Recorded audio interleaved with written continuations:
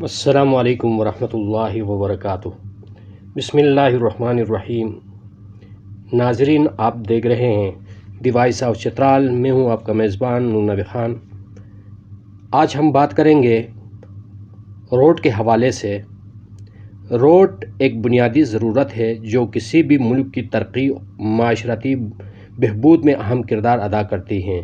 یہ نقل و حمل کا ایک لازمی ذریعہ ہے جو لوگوں، سامان اور خدمات کو ایک جگہ سے دوسری جگہ منتقل کرنے میں مدد دیتی ہیں۔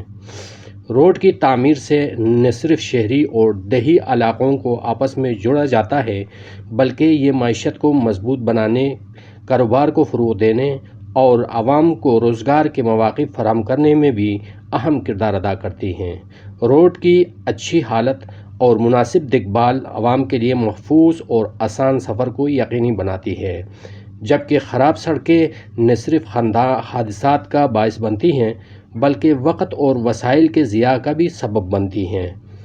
تورکھو تیرج روڈ گزشتہ 16 سال سے زیر تعمیر ہے، لیکن بدقسمتی سے ابھی تک اس کی تکمیل نہیں ہو سکی۔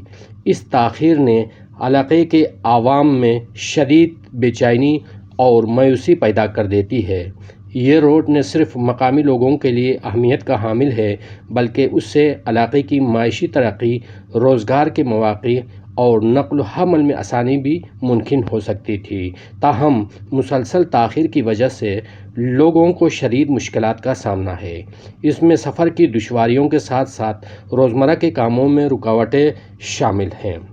علاقے کے مکینوں کا مطالبہ ہے کہ حکومت فوری طور پر اس منصوبے کی تکمیل کے لیے اقدامات کرے تاکہ انہیں درپیش مشکلات کا ازالہ ہو سکے اور علاقے کی ترقی کا عمل تیز ہو۔